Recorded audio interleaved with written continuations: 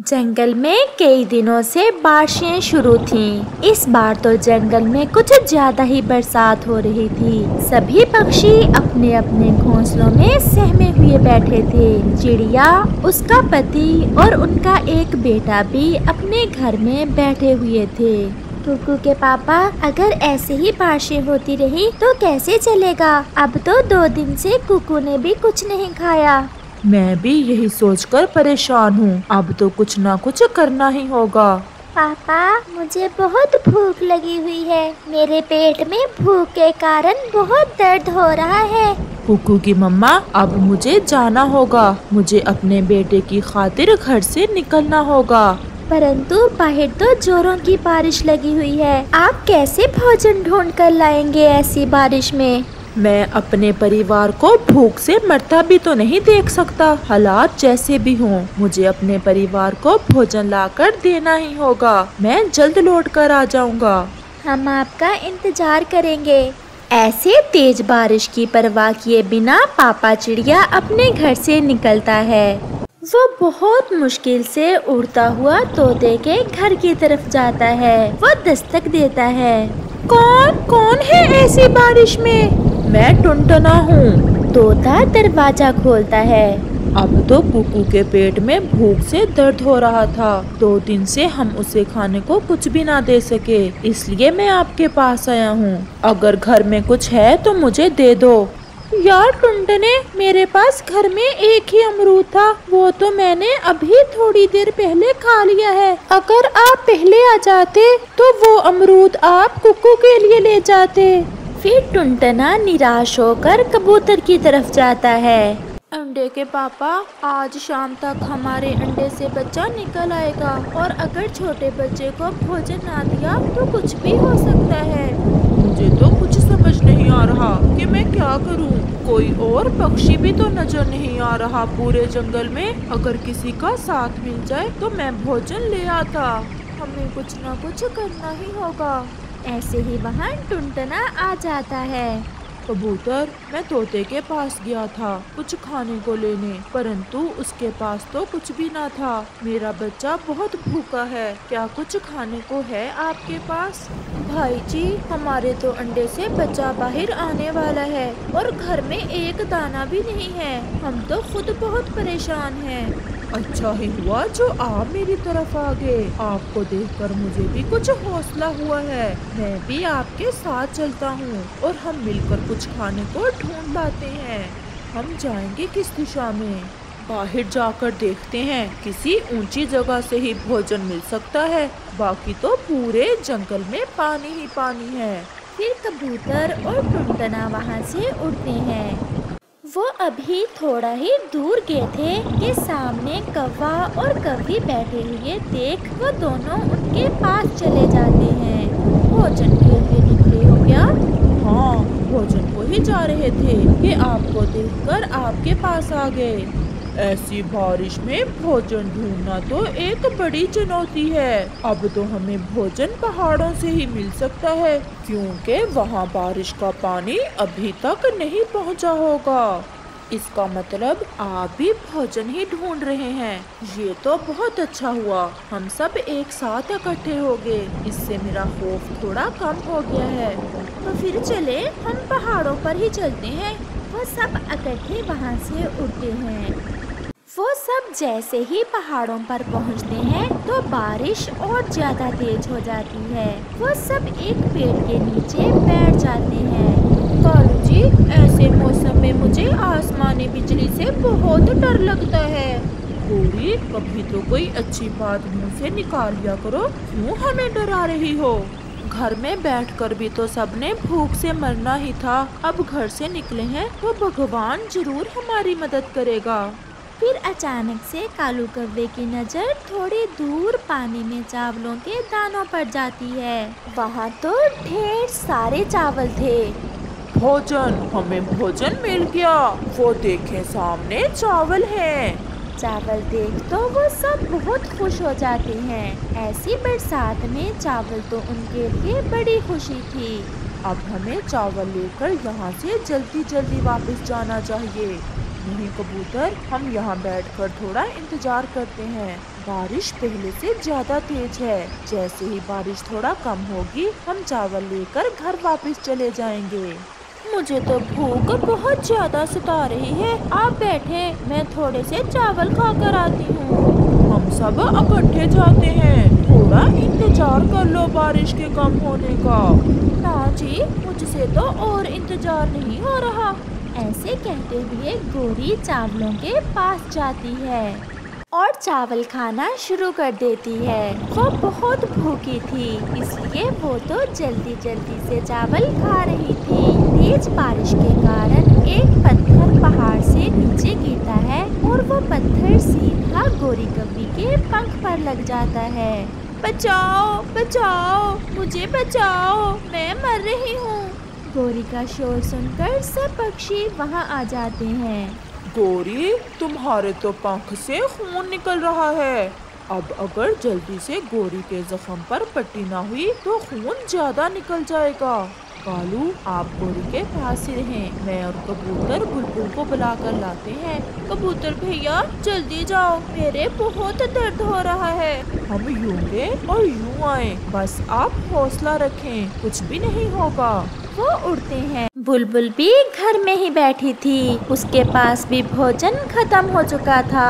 वो भी भोजन को लेकर बहुत परेशान थी। टुनटुना और कबूतर वहाँ आते हैं।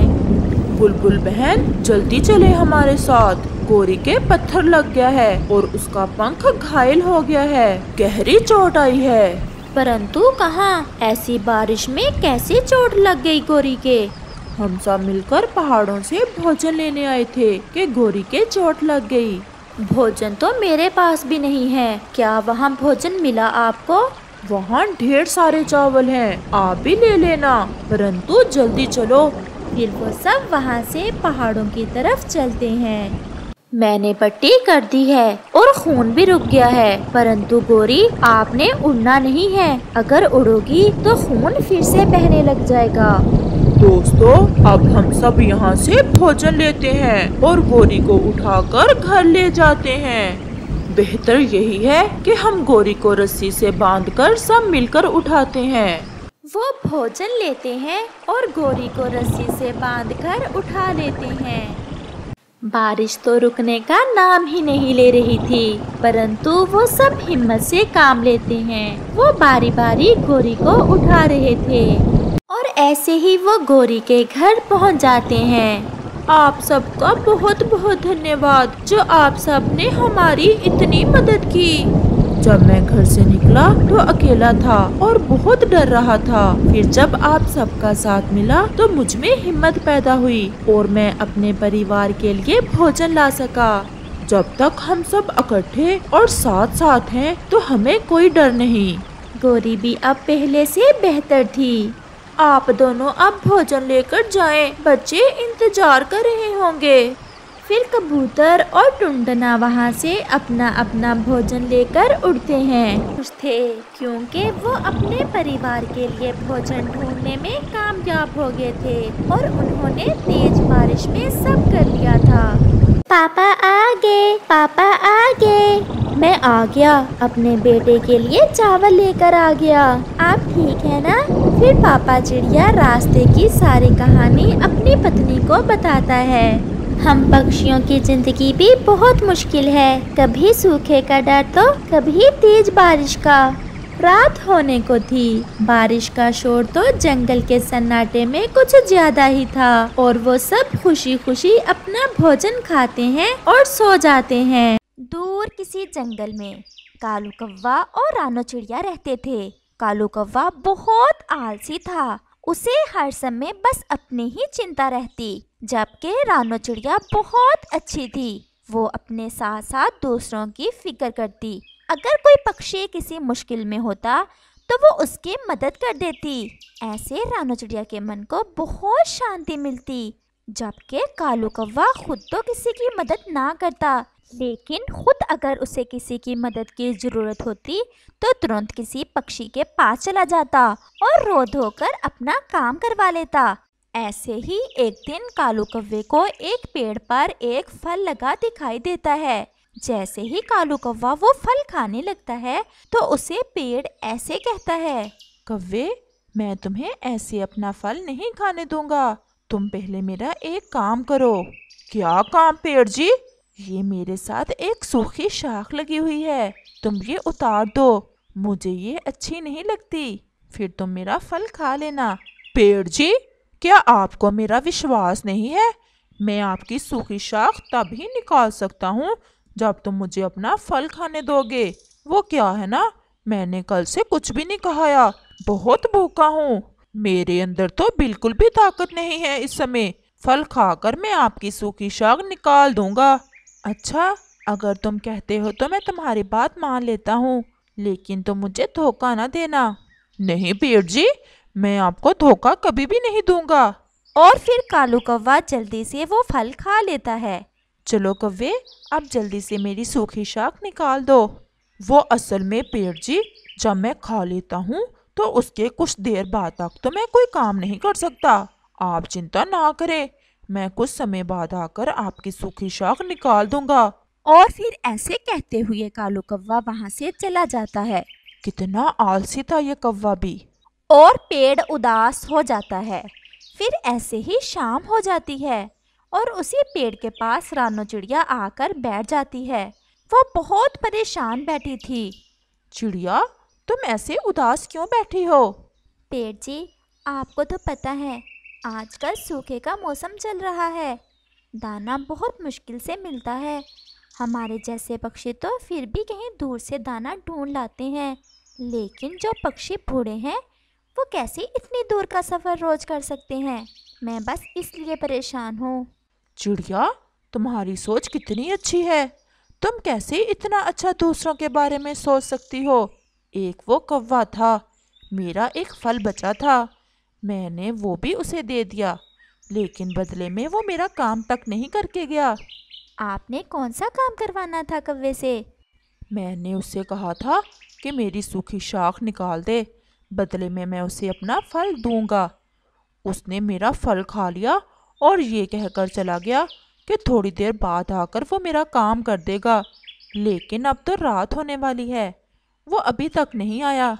पेड़ जी, आप चिंता ना करें, मैं आपका काम कर देती हूँ। और फिर रानो चिड़िया उस पेड़ का काम कर देती है। चिड़िया, तुम कितनी अच्छी हो, तुमने बिना किसी मतलब के मेरा काम कर दिया। पेड़ जी, ये ज़रूरी नहीं होता कि हम किसी लालच में ही किसी की मदद करें। जब हम बिना मतलब के किसी के काम आते हैं तो उस समय जो दिल को शांति मिलती है उसका मज़ा ही कुछ और होता है। रानो चिड़िया, मुझे तुम्हारे जैसे ही किसी पक्षी की तलाश थी। मेरे पास एक शक्ति है जो मैं तुम्हें देना चाहता हूँ। कैसी शक्ति पेड़ जी? आज रात को तुम्हें जो सपना आएगा बिल्कुल सच्चा होगा। अब तुम चली जाओ, अंधेरा भी होने ही वाला है।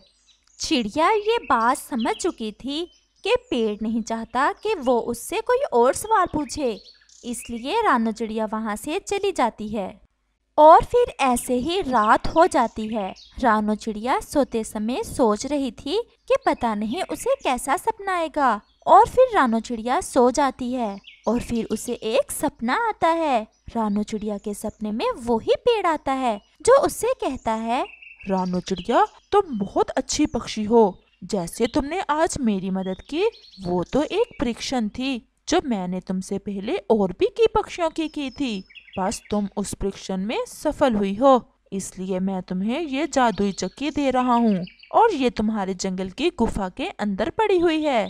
तुमने बस इसके पास जाकर इसे ऐसे कहना है, चक्की चक्की घूम जा, पक्षियों का भोजन बाहर ला। ऐसे जिस भी भोजन के बारे में तुम सोचोगी उस चक्की से निकल जाएगा। तुम ऐसे ही दूसरों की मदद करती रहना। भगवान तुम्हारी रक्षा करे। और रानो चिड़िया की आँख खुल जाती है। वो बहुत हैरान थी कि ऐसे कैसे हो सकता है। बाकी की रात वो जागती रहती है और फिर सुबह हो जाती है और रानो चिड़िया सीधी गुफा की तरफ जाती है। गुफा के अंदर सच में चक्की पड़ी हुई थी। रानो चिड़िया उस चक्की के पास जाती है और उसे ऐसे कहती है, चक्की चक्की घूम जा, बूढ़े पक्षियों का भोजन बाहर ला। रानो चिड़िया के ऐसे कहते ही चक्की के बाहर भोजन का ढेर लग जाता है। रानो चिड़िया बहुत खुश होती। रानो चिड़िया वो भोजन लेकर जंगल के बूढ़े पक्षियों के घोंसलों में जाती है और उन्हें भोजन दे आती है। सभी बूढ़े पक्षी रानो चिड़िया से बहुत खुश होते हैं और फिर ऐसे ही बात सब पक्षियों तक पहुंच जाती है। सभी पक्षी बहुत खुश थे कि रानो चिड़िया की वजह से सबकी भोजन ढूंढने की चिंता खत्म हो गई थी। रानो चिड़िया, आज तो मेरा अमरूद खाने का दिल कर रहा है। और मेरा सरसों के बीज खाने का। और फिर रानो चिड़िया कबूतर और तोते को उनका मनपसंद भोजन दे देती है। कालू भैया नहीं आया अभी तक। क्या उसे अभी तक जादुई चक्की का पता नहीं चला? रानो, मैंने बताया था कालू को चक्की के बारे में। उसने जैसे ही सुना वो तो तुरंत गोरी को लेने उसके मैके चला गया। गोरी उससे लड़कर गई हुई है अपने मैके। अब देखना, जब जादुई चक्की के बारे में सुनेगी तो कैसे दौड़ी चली आएगी। अभी वो ऐसे बातें कर ही रहे थे कि कालू कौवा और गोरी कौवी भी वहीं आ जाते हैं। रानो बहन, शुक्र है तुम हमें यहाँ ही मिल गई हो। ये देखो, गोरी भी तुम्हारी चक्की का सुनकर भागी आई है, वरना इससे पहले कई बार जा चुका था इसे मनाने, लेकिन ये मुझे हर दफा भगा देती थी। अब चुप भी कर जाओ कि अपनी ही कहानी सुनाते जाओगे रानो को। रानो, मुझे ना भूख बहुत ज्यादा लगी हुई है। इस कालू की परेशानी में तो मैंने ठीक से भोजन भी नहीं खाया। तुम ना मुझे चावल, अमरूद और ना मीठे मीठे आम दे दो। गोरी की बातें सुनकर सभी पक्षी हंसने लगते हैं और फिर रानो चिड़िया गोरी को उसका मनपसंद भोजन दे देती है, जिसे गोरी और कालू कौवा खाकर अपने घोंसले में वापस चले जाते हैं। और फिर ऐसे ही रात हो जाती है। कालू, वैसे वो चक्की है बड़ी कमाल की चीज। कितना अच्छा होता अगर वो चक्की हमारे पास होती। कितना डरते सारे पक्षी हमसे। वैसे गोरी, बात तो तुम्हारी ठीक है, लेकिन इसमें कौन सा कोई बड़ी बात है। समझो, वो चक्की हमारी हुई, बस तुम अब दोबारा मुझसे लड़कर अपने मैके न जाना। हाँ, अगर उस चक्की पर कब्जा कर लो तो मैं कभी भी नहीं जाऊंगी तुमसे लड़कर। बस हम फिर सुबह ही चले जाते हैं उस गुफा में और उस गुफा के मुंह को बंद कर लेते हैं अंदर से। वहीं से खाते रहेंगे और वहीं सोते रहेंगे। कैसा? कालू, कभी कभी तो इतनी समझदारी की बात कर देते हो, लगता ही नहीं है तुमने की है। मुझसे तो सुबह का इंतजार नहीं हो रहा। अच्छा अच्छा, अब सो जाओ, सुबह हमें मुंह अंधेरे ही निकलना होगा। और फिर कालू कौवा और गोरी कौवी सो जाते हैं और फिर ऐसे ही सुबह हो जाती है और कालू कौवा और गोरी कौवी गुफा की तरफ चले जाते हैं और जाकर अंदर से उस गुफा का मुंह बंद कर लेते हैं और चक्की से अपना मनपसंद भोजन लेकर खा लेते हैं। कुछ देर बाद जब रानो चिड़िया वहाँ गुफा में आती है तो गुफा का मुंह तो अंदर से बंद होता है। वो बहुत परेशान होती है। ये इस गुफा का मुंह कैसे बंद हो गया? इसके अंदर तो चक्की पड़ी हुई थी। वो ऐसे सोच रही थी कि वहाँ तोता और कबूतर भी आ जाते हैं। रानो, क्या हुआ तुम्हें? ऐसे गुफा के बाहर क्यों खड़ी हो? और ये गुफा का मुंह कैसे बंद हुआ? यही बात तो मेरी समझ नहीं आ रही। ऐसे कैसे हो गया? मुझे तो ये कालू और गोरी का काम लगता है। उनके अंदर की लालच जागी होगी उस चक्की को देखकर, इसलिए उन्होंने ये सब किया होगा। अब हम क्या करें? कालू और गोरी तो हमें कभी भी चक्की वापस नहीं करेंगे, लेकिन अब हम कुछ भी नहीं कर सकते सिवाय इसके कि अपने घोंसलों में वापस चले जाएं। और फिर तोता और कबूतर वापस चले जाते हैं और रानो चिड़िया सीधी उसी पेड़ के पास जाती है जिसने उसे वो चक्की दी थी।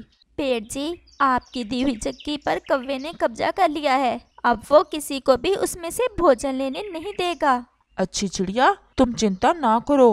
वो चक्की बस उस पक्षी के लिए काम करती है जिसके मन में लालच ना हो, और जिसके मन में जरा भी लालच होगा वो चक्की उसे उसके लालच की सजा जरूर देगी। अब तुम बेफिक्र होकर अपने घर जाओ, उस कौवे को उसकी लालच की सजा जरूर मिलेगी। और फिर रानो चिड़िया अपने घर चली जाती है और फिर ऐसे ही रात हो जाती है। कालू जी, हमने भोजन तो खा लिया, तो क्या अब पानी पीने बाहर जाएंगे? क्यों ना हम पानी भी इसी चक्की से ले लें। गोरी, ये तो तुमने बिल्कुल ठीक कहा। मैं अभी इससे पानी मांगता हूँ। चक्की चक्की घूम जा, मेरे और गोरी के लिए पानी ला। और फिर उस चक्की से पानी निकलना शुरू हो जाता है। गोरी और कौवा जी भरकर पानी पी लेते हैं, लेकिन पानी बंद होने का नाम नहीं ले रहा था। कालू, ये पानी बंद क्यों नहीं हो रहा? मुझे तो खुद समझ नहीं आ रहा, ऐसा क्यों हो रहा है। और फिर देखते ही देखते वो गुफा पानी से भर जाती है। कालू और गोरी को उनके लालच की सजा मिल जाती है। इस कहानी से हमें सीख मिलती है कि लालच बुरी बला है। कभी कभी हम ज़्यादा की लालच करते हुए थोड़े से भी हाथ धो बैठते हैं।